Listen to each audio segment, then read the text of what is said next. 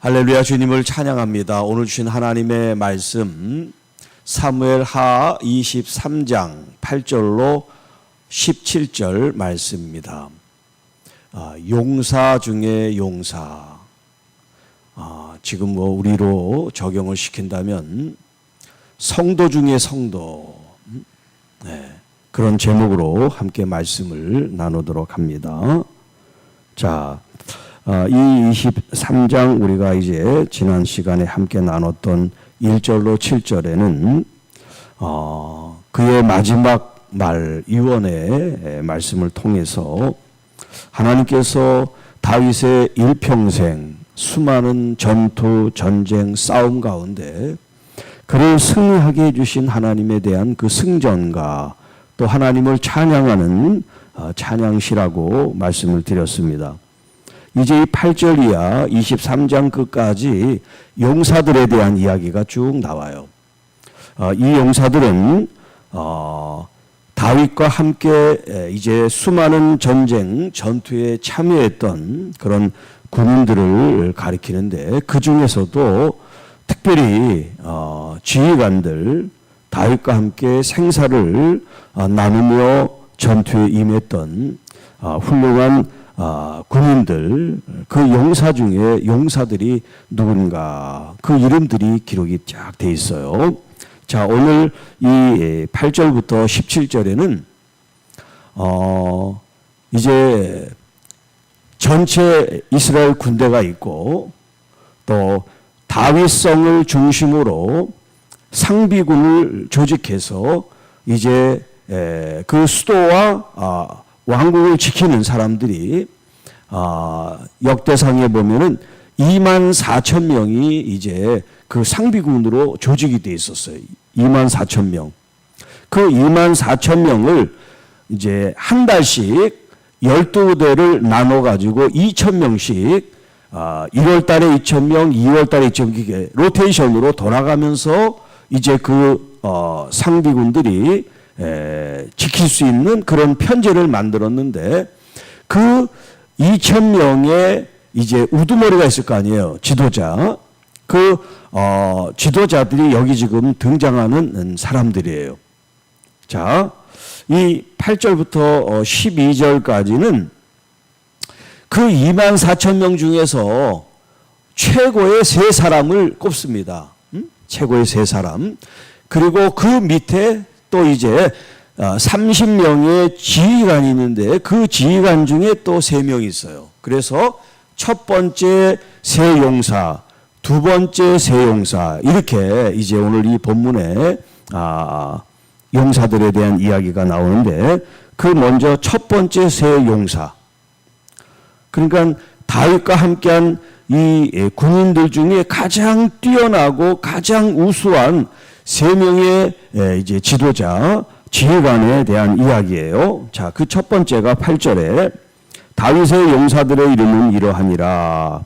다그몬 사람 요셉 바셉이라고 하고 에센 사람 아디노라고도 하는 자가 있는데 그 사람이 군사령관의 두목이라. 자, 일반 병사들이 있고 지휘관들이 있잖아요. 그 지휘관들 중에 지휘관이란 말이에요. 그러니까 지금 군 사령관이라고 그럴까? 그런 지위에 있는 사람이 바로 여기 아디노라고 하는 사람이라는 거예요. 그런데 그가 얼마나 뛰어나냐면 한 번 전쟁에 임해서 800명을 혼자 죽일 수 있는 그런 용맹함, 그런 뛰어난 전사였다, 용사였다 하는 말씀이에요. 자, 그런데 역대상 11장 11절에 보면 이 용사들에 대한 이제 그 소개가 쭉 되어 있는데 거기에는 이 사람의 이름이 야소부암이라고 되어 있어요. 야소부암. 그래서 본래 그 사람의 이름이 야소부암이고 여기 아디노 또 요셉 바세벳이라는 이름은 이 사람의 별명, 별칭으로 그렇게 이해를 하고 있어요. 자, 그 다음 이 첫 번째 세 용사 중에 두 번째 사람이 이제 소개되는데 그 사람이 누구냐면 아호와 사람 호데의 아들 엘리아살이에요. 엘리아살이라는 이 이름의 뜻은 하나님이 도우신다 하는 그런 의미가 있는 사람인데, 이 사람이 세 용사 중에 두 번째 이제 유명한 사람의 이름으로 등장을 합니다. 자, 이 사람은 다윗과 함께한 세 용사 중에 한 사람이라. 블레셋 사람들이 싸우려고 거기에 모임에 이스라엘 사람들이 물러간지라. 그때 세 용사가 싸움을 도두고, 이 세 사람이 바로 첫 번째 이 세 용사들을 가리키는 거예요. 이 사람들이 나가서 적진에 들어가서 싸움을 이제 거는 그런 이제 장면이에요. 자, 그때 이 두 번째 용사인 엘리야살이 이제 적진에 가가지고 손이 피곤하여 그 손이 칼에 붙기까지. 자, 우리가 이제 그때 뭐 총으로 쏴는 게 아니라 전부 다 칼로, 창으로 싸웠잖아요. 그러니까 손을 가지고 뭐 창을 가지든 칼을 가지든 상대방과 겨뤄야 되잖아요. 그러면 상대방의 칼과 내 칼이 마주치잖아. 그러면 그 충격이 내 몸에 그대로 전해지잖아요. 그런데 한 번, 두 번 싸운 게 아니라 수많은 사람들과 싸우면서 한 사람이 그 전투에 임할 때 그 충격이 얼마나 그 몸에 전해지겠습니까? 그러니까 힘이 약한 사람은 조금 하다가 그냥 지치고 쓰러지든지 뭐 죽든지 그러는 거예요. 그런데 이 엘라살은 손에 쥐가 날 정도로, 손에 쥐가 날 정도로, 그러면서도 끝까지 이 칼을 놓치지 않고 적을 물리칠 때까지 싸웠다는 거예요. 자, 그런데 그렇게 그 자신의 헌신과 그런 수고와 피눈물 나는 애씀이 있었지만, 그가 전쟁에 승리하게 된 이유는 그날의 여호와께서 크게 이기게 하셨으므로. 하나님께서 배후의 역사도 하시지만 그 하나님의 역사에 순종하며 나가 싸우는 용사가, 군인이 있어야 되죠. 하나님은 역사하는데 순종하는 사람이 아무도 없으면 하나님의 그 역사를 이룰 사람이 없다는 거잖아요. 자, 그렇기 때문에 백성들은 돌아와 그의 뒤를 따라가며 노력할 뿐이었더라. 이미 앞서 나가서 다 이기니까 뒤에 있는 병사들, 이 시민들, 백성들은 싸울 필요가 없어요. 이미 다 이겼으니까. 가서 그냥 죽기만 하면 돼. 앞에 나가서 용사들은 싸우고 이 백성들은 나가서 노력하고 승리한 그 기쁨을 나누기만 하면 돼요. 그러니까 여러분, 어떤 일에 있어서 역할이 다 달라요. 여러분이 전부 다 목회자의 일을 할 수는 없잖아요. 목회자는 목회자의 일을 하고, 장로님들은 장로님의 사역을 하고, 또 권사님들은 권사님의 사역을 하고, 이렇게 각자 자기에 맡은 그런 일들을 분담해서 같이 협력해가지고 하나님의 나라의 일을 이룬다는 거예요. 여기 뛰어난 이 세 용사처럼 모두가 다 뛰어날 수는 없어요. 탁월한 사람이 있고, 또 그렇지 못한 사람이 있고, 평범한 사람이 있고, 아예 자기 목도 못하는 사람도 있는 것처럼 사람은 다 다르지, 모두가 다 저렇게 훌륭하니까 너도 그렇게 되라, 그럴 수는 없어요. 그 사람이 가지고 있는 능력치가 있으니까. 또 하나님께서도 그 믿음의 분량에 따라 그 사람들의 어떤 역할이나 또 임무를 부여해 주시지, 모두가 다 똑같은 일을 하라고 그러시지 않는단 말이에요. 그래서 성경에는 은사도 똑같이 나눠주는 게 아니에요. 하나님은 평등하게 다 모두를 공히 사랑하시지만 그렇다고 해서 은사나 능력을 똑같이 나눠주는 게 아니에요. 무조건 평등이 아닙니다. 네. 자, 그 다음에 첫 번째 세 용사, 그 중에 이제 세 번째가 등장을 합니다. 11절에.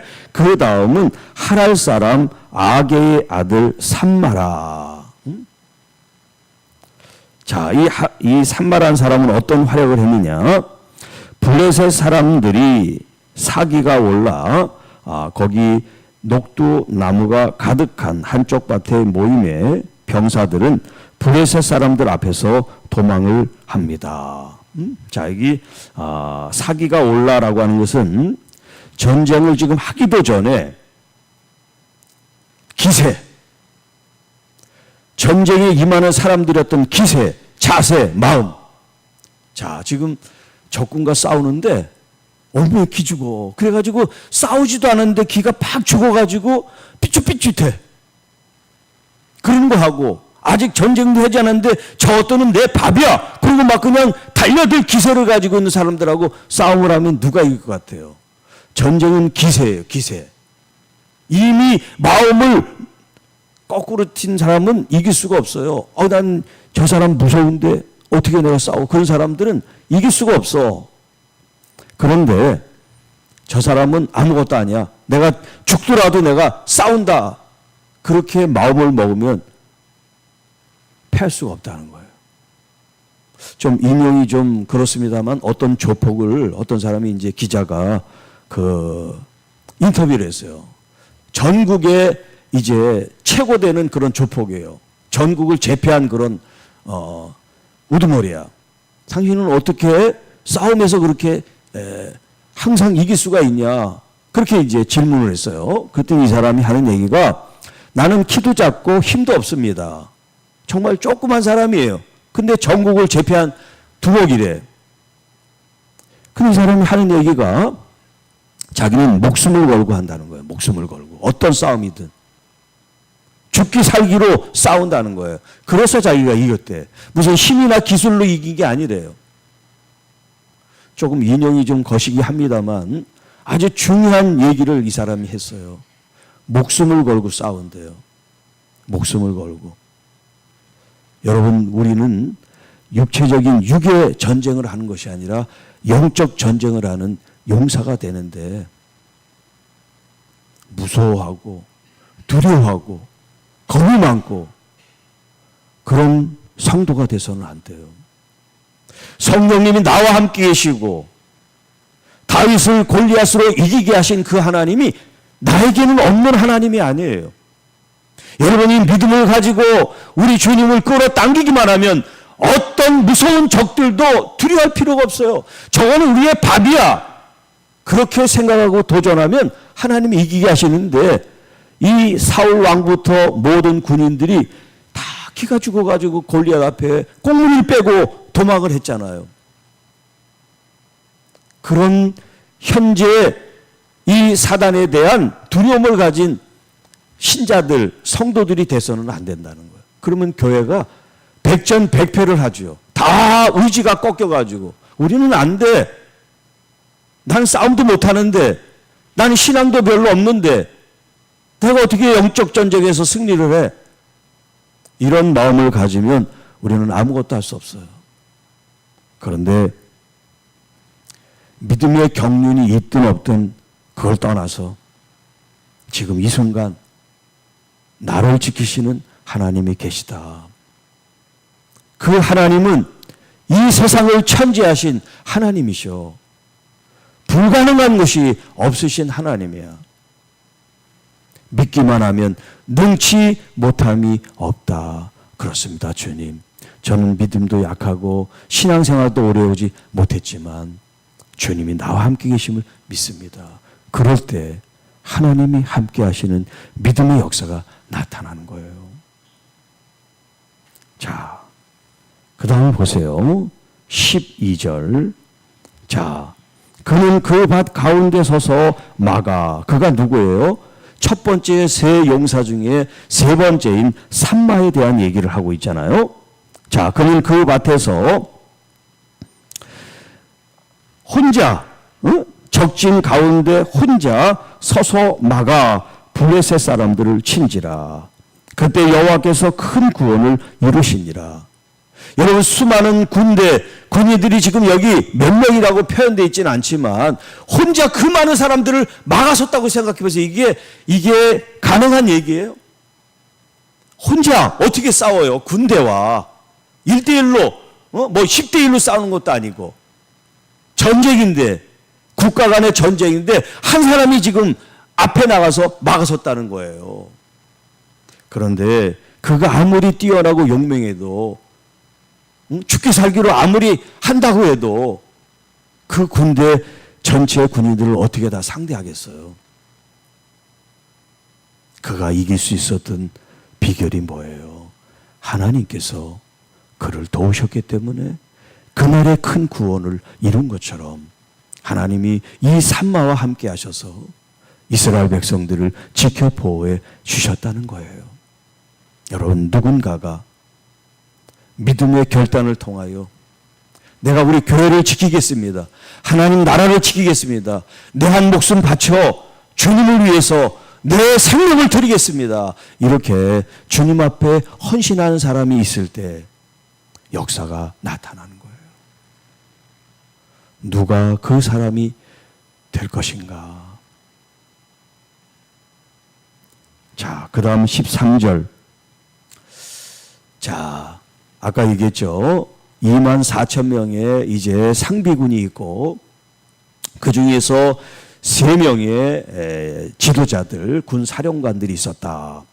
그리고 그 밑에 30명의 뛰어난 지도자들이 있어요. 또 30명의 이제 군 사령관들이 이제 지휘관들이 있는데 그 30명 중에 또 3사람이 30명의 우두머리 3사람이 이제 또 등장을 해요. 자, 13절 또 32목 중에 3사람이 곡식 뺄 때 아둘람 굴에 내려가 다윗에게 나갔는데, 자, 이 얘기는 뭐냐면 다윗이 아직 왕이 되기 전에 사울 왕에게 계속해서 피해 다닐 때 그가 어디에 피했냐면 여기 있는 아둘람 굴에 이제 도피 생활을 했어요. 그런데 그때 아둘람 굴에 찾아온 사람들이 있었어요. 처음에는 한 400명 정도가 찾아왔어요. 그런데 그 400명이 전부 다 뛰어난 군인들, 용사들이 온 게 아니에요. 다리를 저는 사람, 비통한 사람, 원통한 사람, 빚이 있는 사람, 이렇게 사회적으로 그 당시 사회에서 따돌림을 당하거나 소외당하거나 아프고 힘든 이런 약한 사회적 약자들이 다윗을 찾아왔어요. 왜냐하면 다윗이 계속해서 피해 다니고 어려움을 당하니까 마치 동병상련처럼 과부가 과부의 마음을 알아주고 병든 사람이 병든 사람의 마음을 알아준다고 이 다윗의 이 처지를 아는 이런 어려운 사람들이 모여서 서로 위로하는 그런 공동생활을 하게 됐어요. 이 사람들을 지금 얘기를 하는 거예요. 이렇게 어려운 사람들, 이렇게 힘없는 사람들, 이렇게 소외되고 절망한 사람들이 어떻게 됐느냐? 다윗이 어떻게 됐어요? 계속 도망만 다니고 피해 다니는 다윗이지만 하나님이 그를 왕으로 세우셨죠. 다윗만 하나님이 그렇게 변화시킨 게 아니에요. 다윗을 쫓아왔던 이 연약한 사람들, 이 사람들에게 하나님이 용기를 심어주고 믿음을 주시니까 그들이 장수가 되고 장수 중에서도 최고의 그런 뛰어난 용맹한 사람들이 됐어요. 처음부터 뛰어난 사람이 아니에요. 그래서 제가 신앙생활하면서 여러분들을 말씀 가운데 훈련시키는 초점이 뭐냐면 변화예요. 변화. 성장이에요. 지금은 아무것도 아닌 것 같고 지금은 형편없는 것 같고 지금은 연약한 것 같아도 그 사람들을 무시하면 안 돼요. 저 사람들이 언제 변화될까 그렇게 한심한 눈으로 봐서는 안 돼요. 하나님의 변화는 어떤 순간에 이 대나무가 처음에는 한 3, 4년 동안 자라지를 않아요. 자라지를 않아. 그러나 퀀텀 시기라는 때가 있어요. 갑자기 이게 팍 자라가지고 4m, 5m 쭉쭉 자라는 때가 있어요. 하나님의 역사는 한순간에 우리를 변화시키면 놀라운 하나님의 역사를 이끌어갈 수 있는 사람이 되는 거예요. 그런데 그 때가 이제 언제 나는 거죠? 그건 아무도 모르죠. 그러니까 기다리고 또 기대하는 마음으로 축복하고 도와줘야 돼요. 여기 있는 이 아골람의 이 사람들이 다윗이 왕이 되고 다윗의 나라를 이룰 때 최고의 지도자들이 되고 또 최고의 용사들이 돼서 그 나라를 지키고 나라를 세울 줄 누가 알았겠어요? 아무도 몰랐겠죠. 다윗 그 자신이나 그를 따라다녔던 이 사람들도 자신들이 이렇게 위대한 용사가 될 줄 아무도 몰랐을 거예요. 자, 여러분에게도 도전을 드립니다. 내 나이가 지금 70인데, 내 나이가 60인데, 모세는 80에 일을 시작했어요. 그러니까 여러분, 나이 가지고 얘기를 하면 안 돼요. 나는 또 힘이 없어. 나는 몸이 아파. 여기 지금 아골람에 모여있는 사람들이 다 그런 환자들이었어요. 마음의 환자, 육신의 환자들이었어요. 그런데 그들이 용사가 됐어요. 아이고 아파한 사람은 평생 아플 거예요. 그러나 아픔을 주님께 드리고 우리 주 예수 그리스도의 십자가에서 이미 우리의 모든 질병을 주님이 담당하셨습니다. 나는 더 이상 환자가 아닙니다. 그리고 일어나서 여러분이 봉사하고 일하기 시작하면 모든 질병에서 여러분이 자유함을 얻어요. 여러분 마음 먹기에 달렸어요. 이게 다른 말로 하면 믿음입니다. 믿음. 믿음을 약화시키는 것도 여러분이고 믿음을 강화시키는 것도 여러분의 선택에 달려 있어요.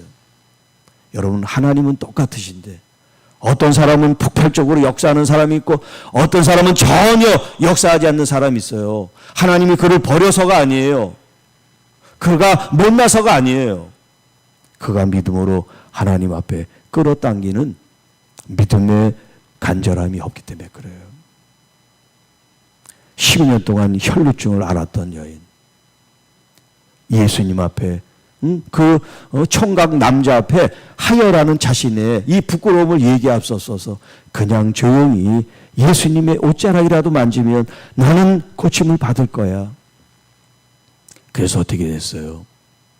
주님의 능력이 나갔다 그러지 않습니까? 여러분 믿음을 일으키세요. 어떤 질병이 여러분 믿음보다 커서는 안 돼요. 어떤 환경과 조건이 여러분의 믿음을 이기게 해서는 안 돼요. 그 어떤 것도 믿음이 이기게 하는 사람이 돼야 진짜 용사가 되고 진짜 성도가 되고 진짜 그리스도인이 되고 진짜 하나님의 자녀죠. 병으로 눌려, 환경으로 눌려, 사람으로 눌려 아무것도 못해. 그럼 그게 뭐야? 자, 그 다음 14절. 그때 다윗은 산성에 있고 그때 블레셋 사람의 요새는 베들레헴에 있는지라. 다윗이 소원하여 이르되 베들레헴 성문 곁 우물물을 누가 내게 마시게 할까 하매. 자, 지금 블레셋이 아직 통일왕국을 이루지 않다 보니까 이 베들레헴은 예루살렘 바로 밑인데 이 베들레헴에 블레셋 사람들이 주둔하고 있었어요. 그래서 주둔군이 이 베들레헴에 있었어요. 그런데 이 베들레헴은 어디냐면 다윗의 고향이란 말이야. 다윗이 베들레헴에서 태어났단 말이에요. 그러니까 이 베들레헴 그 성문 곁에 우물이 있는 거를 잘 알잖아요. 자기 고향이니까. 그러면서 지나가는 말로 다윗이 저 우물에서 길어온 물을 마시면 좋겠다. 그냥 누가 길어오라고 한 얘기가 아니에요. 그냥 자기가 그냥 혼잣말로 한 거예요. 자, 그런데 세 용사, 첫 번째 세 용사가 아니라 두 번째 세 용사, 30명 중에 우두머리인 세 용사가 16절에 블레셋 사람의 진영을 이 세 사람이 들어갑니다. 돌파하고 지나가서 베들레헴 성문 곁 우물물을 길어가지고 다윗에게로 가지고 왔어요. 다윗이 그냥 지나가는 말로 한마디 했는데 이 세 용사가 그 적진에 들어가서 물을 길어온 거예요. 그걸 갖다 이제 왕에게 임금님 그렇게 원하시는 물을 가지고 왔습니다. 이렇게 한 거예요. 그런데 다윗이 그러냐 고맙다. 그러고 벌컥벌컥 마신 게 아니에요. 그 물을 먹지 못합니다. 그리고 그 물을 하나님께 드려요. 그리고 뭐라고 얘기합니까? 내가 이와 같은 일을 어떻게 즐기고 받아들일 수가 있느냐. 이 물은 그냥 물이 아니라 너희들의 피다, 이렇게 얘기를 해요. 죽지 않아서 그렇지 사실 물 때문에 목숨을 걸고 지금 갔다 온 거잖아요.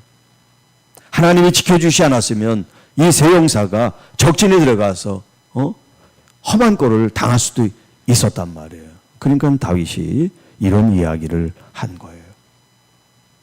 자,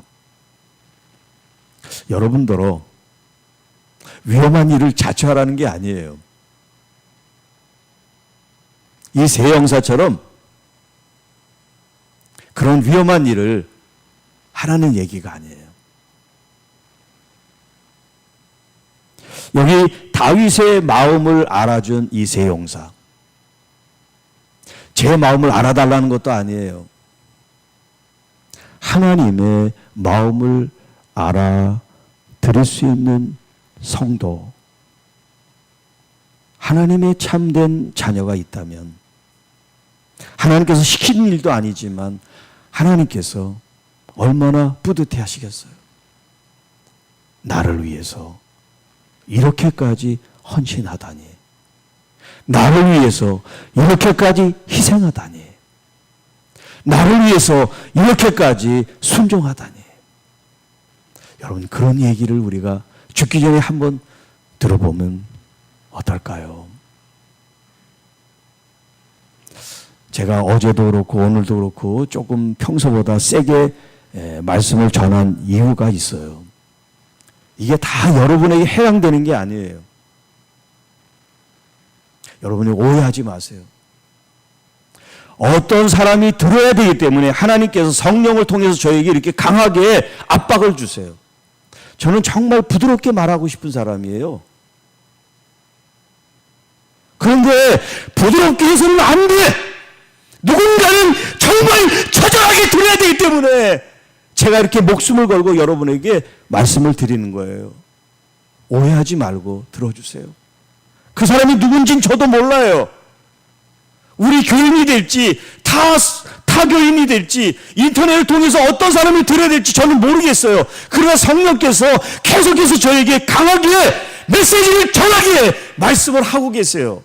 그러니까 해당되지 않는 분들은 오해하지 말고 그냥 들으세요. 아, 또 목사님이 때가 됐나 보다 그렇게 생각하고 그냥 넘어가 주세요. 여러분하고 상관없는 얘기예요. 그러나 저게 하나님이 지금 나에게 주시는 말씀이야. 그러면 그 말씀을 순종하세요. 주님이 여러분에게 하시는 말씀이라면. 기도하겠습니다. 하나님 아버지, 감사합니다. 두렵고 떨리는 마음으로 주님의 말씀을 전합니다. 누군가가 들어야 될 말씀이라면 귀가 열리고 마음이 열리고 영혼이 열려서 듣는 하나님의 말씀이 되게 하옵시고, 그 말씀으로 인해서 다윗을 위해 충성하는 이 세 용사들의 이야기가 하나님을 위해서 목숨을 걸고 충성할 수 있는 누군가가 세워질 수 있도록 주여 도와 주시옵소서. 진짜 하나님의 나라를 이룰 수 있는 하나님의 자녀가 되도록 우리 하나님 성령으로 충만, 말씀으로 믿음으로 충만케 하옵소서. 뜨뜻미지근한 신앙생활 속에 언제까지 그런 모습으로 우리가 신앙생활 할 것인가 결단하며 새롭게 각오로 나의 신앙의 색깔, 신앙의 내용, 신앙의 정도, 신앙의 목적, 신앙의 가치를 재정립하고 새로워지는 은혜의 시간이 되게 하옵소서. 우리 구주 예수님의 이름으로 간절히 기도하옵나이다.